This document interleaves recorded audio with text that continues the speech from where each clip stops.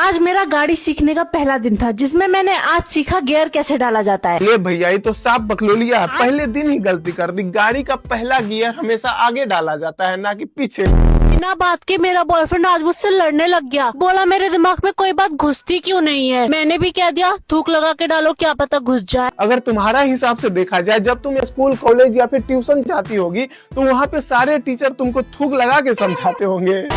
मेरे दोस्त ने अवैध सामग्री देते हुए मुझसे कहा इसे बहुत ही गुप्त जगह छुपानी है, जहाँ कोई भी ना ढूंढ पाए। तो मैंने उसे गुप्त जगह छुपा लिया। अरे मैडम जी, वो जगह प्राइवेट सिर्फ नाम का है और तुम्हारा प्राइवेट जगह दुनिया के लिए पब्लिक प्लेस है।